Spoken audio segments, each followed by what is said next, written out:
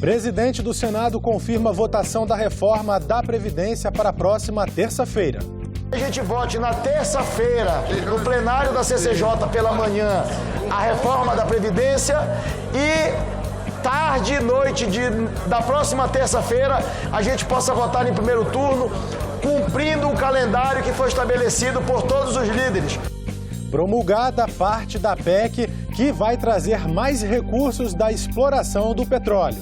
É a chamada cessão onerosa. Congresso muda a Constituição e autoriza leilões em áreas do pré-sal.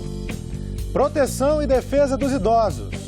Senado debate as tecnologias que podem ajudar a facilitar a vida de quem chegou à melhor idade. Hoje é sexta-feira, 27 de setembro, e esses são os destaques dessa edição do Senado Notícias, que começa agora.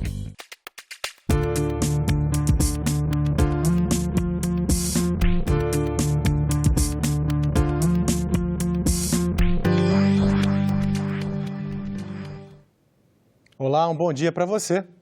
O texto principal da reforma da Previdência deve ser votado na próxima terça-feira na Comissão de Constituição e Justiça de manhã e no plenário do Senado à tarde. A data foi confirmada pelo presidente do Senado, Davi Alcolumbre. O presidente do Senado, Davi Alcolumbre, explicou em plenário que não convocou a sessão do Congresso na tarde de terça-feira para adiar a votação da reforma da Previdência. Segundo ele, líderes na Câmara e no Senado e o presidente da Câmara, Rodrigo Maia, cobraram a análise dos vetos e também a votação da Lei de Diretrizes Orçamentárias ainda nesta semana. O parlamentar se comprometeu a colocar em votação a PEC da reforma da Previdência na próxima terça-feira. A decisão da convocação desta reunião do Congresso, que foi diante do apelo de senadores, de líderes e de deputados, assim como foi feito pelo presidente da Câmara. Nesse sentido, eu quero dizer que de maneira nenhuma eu gostaria de cancelar a reunião da Comissão de Constituição e Justiça. O compromisso desta presidência, da Secretaria da Mesa com todos os senadores, é que a gente vote na terça-feira, no plenário da CCJ pela manhã, a reforma da Previdência e tarde e noite da próxima terça-feira a gente possa votar em primeiro turno, cumprindo o calendário que foi estabelecido por todos os líderes. O texto que vai ser votado é praticamente o mesmo aprovado na Câmara dos Deputados. O relator, Tasso Gereissati, fez apenas supressões e ajustes redacionais. Caso a PEC da reforma da Previdência seja aprovada pelo Senado, já poderá ser transformada em emenda constitucional.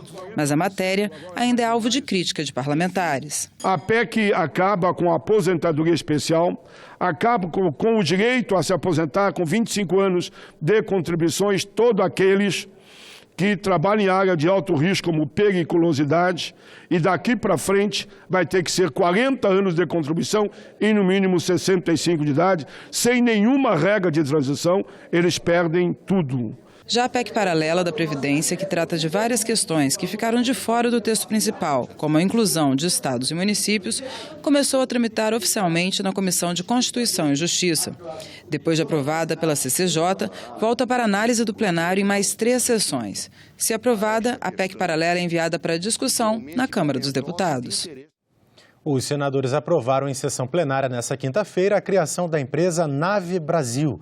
Ela vai assumir as atribuições relacionadas à navegação aérea que antes estavam com a Empresa Brasileira de Infraestrutura Aeroportuária, a Infraero. A mudança está prevista na MP 866, aprovada pela Câmara dos Deputados na quarta-feira e que perderia validade hoje. A Nave Brasil, que estará vinculada ao Ministério da Defesa, vai cuidar da administração e operação da infraestrutura aeronáutica, ou seja, a prestação de serviços de navegação aérea. A intenção da proposta, que teve como origem uma medida provisória, é diminuir o prejuízo da Infraero, que perdeu receita após a privatização de aeroportos, e concentrar na nova empresa os serviços que não serão privatizados. A economia para a estatal será de 250 milhões ao ano, com a passagem dos ativos e do pessoal para a Nave Brasil. A Força Aérea deve transferir alguns órgãos que hoje estão sob sua responsabilidade para esta empresa, que deve crescer um pouco mais. A gente desmilitariza, digamos, alguns órgãos sob responsabilidade da Força Aérea de controle, tá? Focando assim a Força Aérea na sua atividade fim. e ela ganha um pouco mais de volume e com isso ela ganha um pouco mais de receita para melhor investir no sistema, que vive de tarifas. É uma empresa não dependente, ela jamais necessitará de recursos de tesouro, os recursos são de tarifas arrecadadas pelos usuários dos serviços. É um novo modelo de gestão e a parte da Nave Brasil que nós estamos criando agora é a parte que diz respeito à navegação aérea e a parte que continua com a Infraero é a parte de infraestrutura de aeroportos e o governo vem tomando medidas no sentido de privatizações dos aeroportos. Então a tendência é que essa parte vá sendo privatizada e na medida provisória, conforme está o texto, né, se houver a possibilidade, usando o mesmo regime jurídico e houver interesse por parte da administração pública, as pessoas que estão em Infraero poderiam ser aproveitadas na Nave Brasil. O Congresso promulgou parte da PEC da cessão onerosa, que autoriza o governo a fazer o leilão de excedentes de petróleo na camada do pré-sal. A promulgação só foi possível graças a um acordo fechado entre o ministro da Economia, Paulo Guedes, e os presidentes da Câmara e do Senado. A cessão onerosa é o procedimento pelo qual, em 2010, o governo garantiu à Petrobras o direito de explorar por 40 anos uma área do pré-sal por contratação direta, sem licitação. Em troca, a empresa antecipou o pagamento de 74,8 bilhões ao governo. Com a descoberta de um volume maior na área do pré-sal, o governo marcou um leilão desses excedentes no dia 6 de novembro. Os valores foram renegociados e a União concordou em pagar mais 33 bilhões à Petrobras. Mas nada disso poderia ser feito sem a parte da PEC que foi promulgada nesta quinta-feira pelas mesas da Câmara e do Senado. Que garante, com essa promulgação, a retirada dos valores do bônus de assinatura do teto de gasto, possibilitando que o governo federal construa o acordo com a Petrobras e que o governo brasileiro possa fazer ainda esse ano um leilão muito importante de petróleo, não apenas para o meu estado, Rio de Janeiro, mas para todo o Brasil. Regimentalmente, pela lei orçamentária, nós e o governo só pode encaminhar um crédito, um PLN de crédito, para fazer o pagamento da dívida, se formos bem-sucedidos no leilão dia 6 de novembro, até dia 15 de outubro. A previsão é arrecadar até 106,6 bilhões, caso todas as áreas sejam arrematadas. O acordo permitiu promulgar a parte do texto que era consenso nas duas casas. O compartilhamento dos recursos arrecadados nos leilões com estados e municípios foi incluído durante a tramitação aqui no Senado e, por isso, ainda terá que ser analisado pela Câmara. De acordo com o texto, 15% dos recursos iriam para estados e Distrito Federal e 15% para os municípios. Logicamente, seguindo alguns critérios básicos. É impossível que esses recursos cheguem em estados e municípios e eles sirvam para custear as despesas com o pessoal da máquina pública. O Estado brasileiro não suporta mais esse, digamos assim, gasto com o pessoal em detrimento dos investimentos. Então, na construção que foi viabilizada com a Câmara dos Deputados e nesse entendimento, houve a necessidade, sim, de se dividir essas riquezas da exploração desse novo campo de exploração do petróleo, com esse excedente para contemplar estados e municípios. A Câmara vota, no máximo, na próxima semana, a admissibilidade do restante da PEC, que é a distribuição de recursos para estados e municípios. E ainda na próxima semana ou na outra nós criamos a comissão especial. Espero que no máximo até meados do mês de novembro a gente possa ter a parte da distribuição dos recursos para estados e municípios, 15% para municípios e 15% para estados, aprovado na Câmara, e encaminhado ao Senado Federal para, se possível, para a sua promulgação. O Dia Nacional dos Surdos foi celebrado nesta quinta-feira. O presidente do Senado, Davi Alcolumbre, participou no Palácio do Planalto do lançamento do Libras.gov. O programa tem o objetivo de possibilitar o acesso de surdos e intérpretes de Libras a informações do Executivo, do Legislativo e do Judiciário. A solenidade contou também com as participações do presidente Jair Bolsonaro e de outras autoridades do governo federal. O Dia Nacional dos Surdos é uma homenagem à criação da primeira escola de surdos no Brasil em 1857, no Rio de Janeiro. A campanha Setembro Amarelo de prevenção ao suicídio está chegando ao fim e foi tema de debate na Comissão de Direitos Humanos. Não é drama e nem para chamar atenção. Não é falta de amor e nem falta de Deus. Não é preguiça e muito menos frescura. Permitir que as pessoas desabafem sobre seus sentimentos sem julgar é uma das maneiras de prevenir o suicídio. De acordo com a Organização Mundial de Saúde, 9 em cada 10 suicídios podem ser evitados. Nesse sentido, surgiu a campanha de prevenção ao suicídio Setembro Amarelo. A campanha é apoiada pelo Centro de Valorização da Vida, o CVV, principal serviço de apoio psicológico e de prevenção ao suicídio do país. O tema foi debatido na Comissão de Direitos Humanos. Uma aproximação diferente é você tentar se colocar ao lado da pessoa, porque só sabe o que é depressão quem já passou por ela, meus amigos. Por mais que eu explique para os senhores o que é um episódio de depressão, ninguém vai conseguir se não passou pela depressão. Então, a gente precisa respeitar, acolher a pessoa e encaminhar para ajuda imediatamente para evitar um mal maior. O CVV ele é uma espécie de pronto-socorro emocional. Nós não substituímos a ajuda médica, a ajuda psiquiátrica, a ajuda psicológica, nada disso. A gente atua no aqui e no agora, naquele momento de dor que parece tão intransponível que a pessoa chega a ficar angustiada, chega a pensar, inclusive, em se matar, que a dor, às vezes, chega a ser insuportável. Este psiquiatra afirmou que quem comete suicídio está doente e destacou a importância do tratamento médico. 100% de quem suicida só suicida porque tem algum tipo de transtorno mental. Ninguém suicida sem ter transtorno mental. O índice de aumento de suicídio acontece porque nós temos desassistência no sistema público de saúde. Depressão pode dar em bebês, pode dar em criança de 1 ano, de 2 anos, de 3 anos. Não tem que ter motivo para deprimir. Depressão é doença e se não tratar a doença, vai ter o óbito por suicídio, a doença não sai. Mas para esta especialista, o cuidado tem que ser feito bem antes. Quando a gente fala de prevenção, a gente tem que falar antes do transtorno mental estar estabelecido. E isso a gente vai aonde? Nos adolescentes, nas escolas, nas crianças. Eu não preciso chegar numa escola e falar de suicídio para uma criança, mas eu posso ajudar essa criança a desenvolver habilidades emocionais que ela possa vir a usar futuramente. O CVV atende no número 188 em todo o território nacional, 24 horas, todos os dias e de forma gratuita. O apoio emocional também pode ser feito por chat, e-mail, carta ou pessoalmente nos postos de atendimento. GPS de localização, dispensador de remédios, alarme em caso de queda.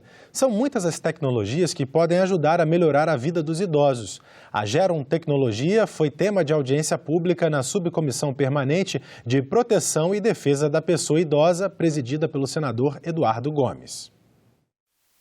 Uma população em crescimento constante, que hoje corresponde a quase 15% dos brasileiros e que em 2031 pode superar o número de jovens. Os idosos representam um desafio, mas também uma oportunidade para a ciência e tecnologia. A gerontecnologia, um ramo recente do conhecimento, tem justamente o objetivo de fazer a interação entre o envelhecimento da população e as soluções tecnológicas. E novos produtos têm surgido para facilitar a vida das pessoas com mais idade, com preços e complexidades diferentes. No localizador, o GPS que pode estar embutido num tênis ou numa pulseira, ou mesmo no seu celular, Então a questão é como que a gente congrega esse conhecimento para que a gente não perca as pessoas, por exemplo, as pessoas que têm demência em estágio leve ainda, Que essas pessoas andam de ônibus, as pessoas conseguem se circular. Ou mesmo uma pulseira de identificação, ou um organizador de remédios, ou um calendário muito facilitado, Uma tecnologia de baixíssimo custo, E aí a questão de que se a pessoa com um poder aquisitivo menor pode ou não usufruir, né? A gente tem que ver que existem níveis de tecnologia, né?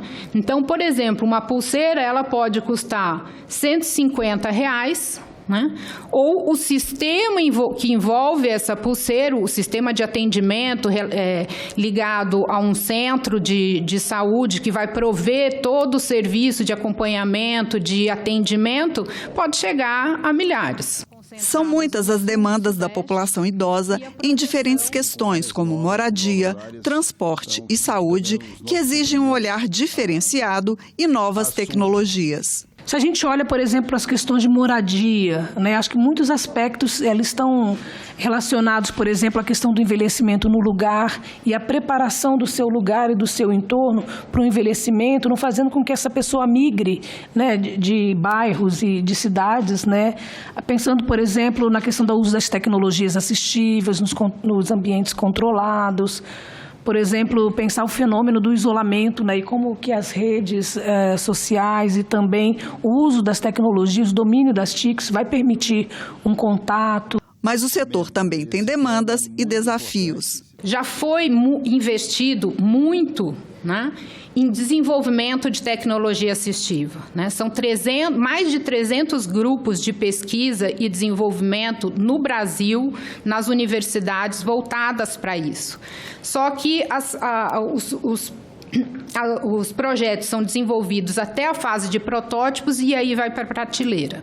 Então, a gente quer resgatar isso, né, e fazer com que isso seja finalizado e possa ser transferido para a indústria. Curso de Engenharia Florestal adota como item de uma disciplina o conteúdo de audiências públicas no Senado, resultado de uma parceria entre a Universidade de Brasília e o E-Cidadania. Nossa matéria começa no pátio da UNB.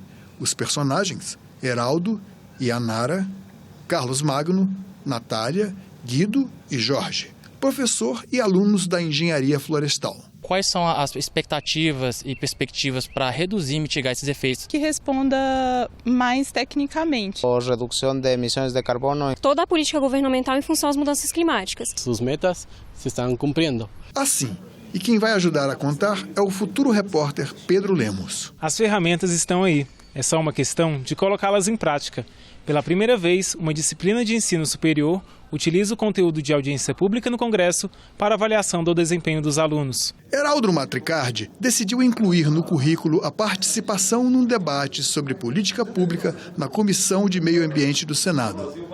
Só que ninguém vai ter que sair da sala de aula para que isso aconteça. Eu espero que elas contribuam do ponto de vista de aprofundar essa discussão fora aqui desse mundo acadêmico, como a gente falou, que a gente está um pouco isolado, né, desse mundo real. A alguns quilômetros dali, no subsolo do Congresso Nacional, esta equipe trabalha para colocar as ideias dos cidadãos no lugar onde nascem as leis que regem todo o país. Os senadores eles já leram ao vivo mais de quase 2.000 comentários e perguntas em 290 eventos. Nas audiências públicas transmitidas pela TV Senado, especialistas de alto nível falam sobre os temas de grande relevância.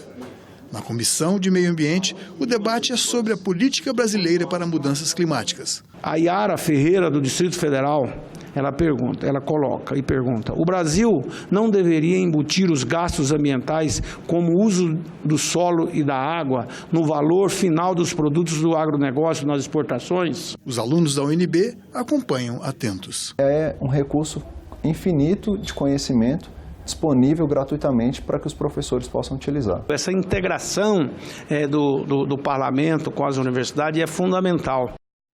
O estagiário Pedro Lemos trabalhou sob a supervisão da equipe de jornalismo da TV Senado. Participe você também, mande suas perguntas e opiniões para as audiências públicas interativas aqui do Senado. O endereço é senado.leg.br/ecidadania e o telefone 0800 61 22 11.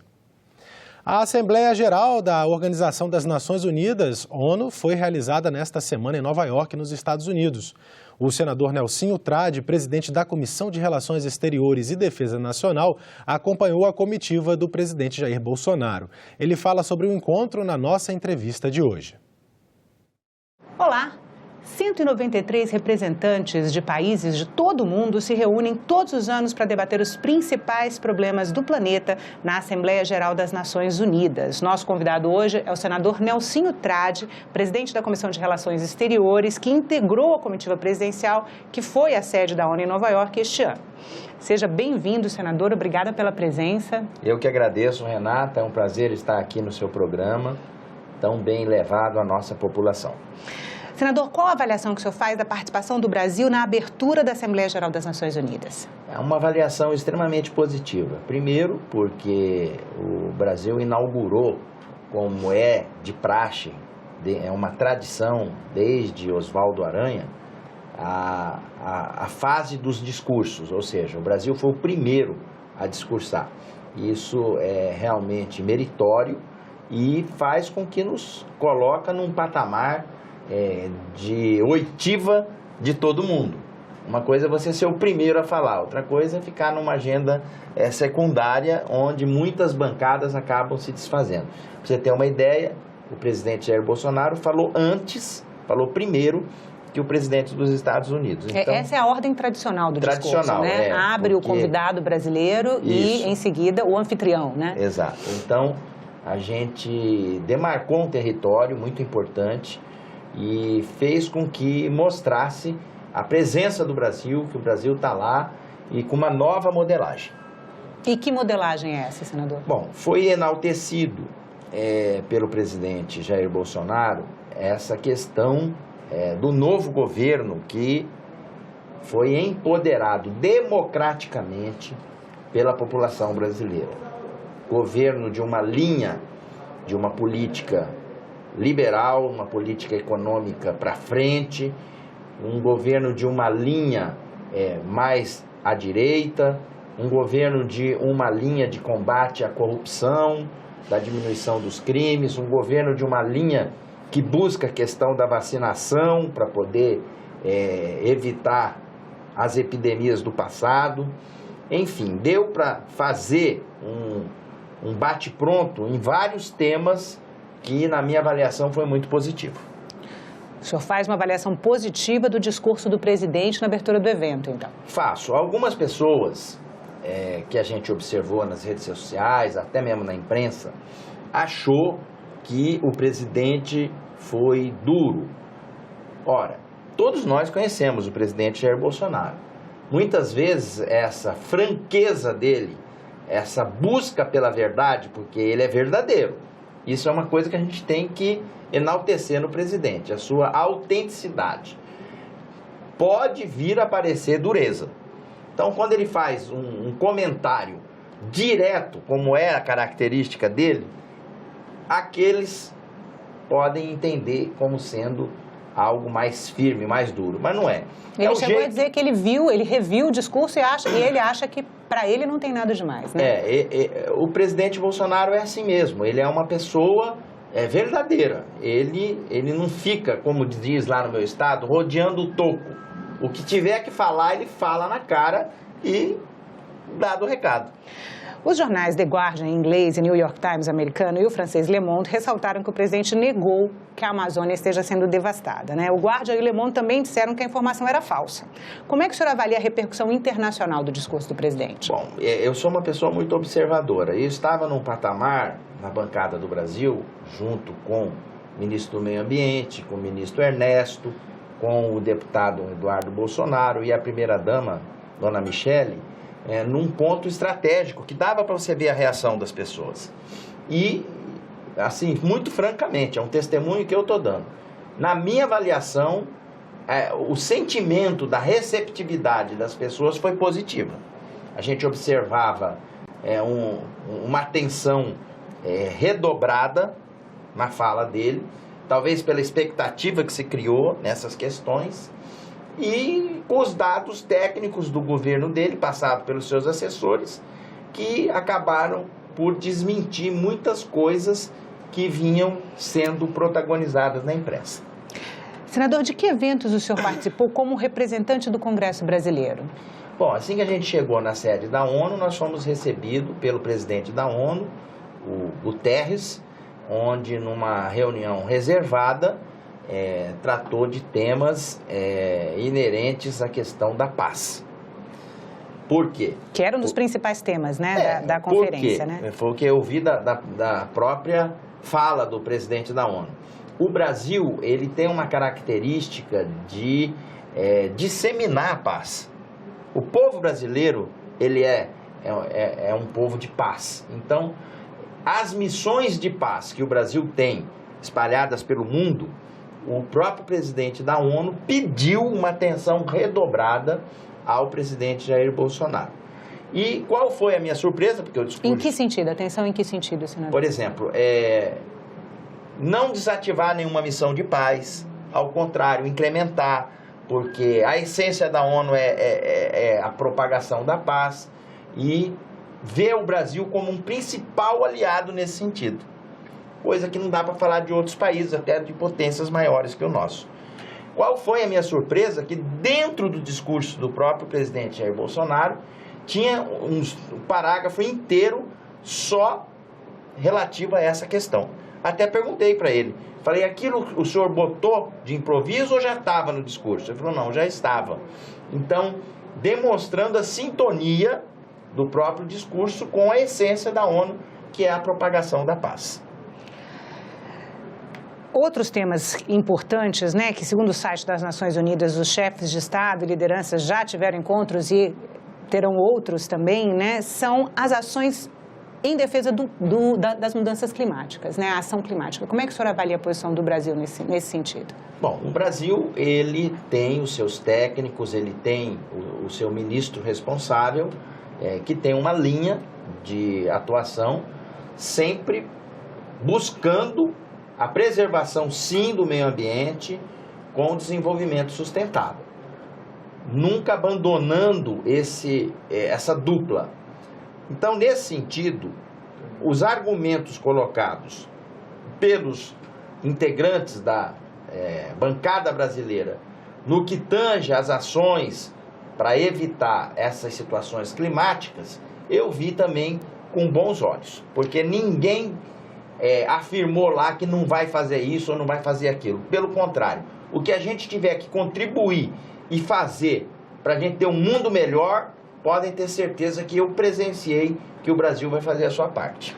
Senador, o senhor viajou na comitiva presidencial com o filho do presidente, o deputado Eduardo Bolsonaro, né, como é que o senhor vê a indicação dele para o cargo de embaixador nos Estados Unidos? Como é que está a questão em relação à Comissão de Relações Exteriores? Bom, esse assunto não foi tratado na viagem. E olha que a gente foi 8 horas para lá, 8 horas para cá. Nenhuma vez, senador? Nenhuma vez. Estou olhando no teu olho e te falando.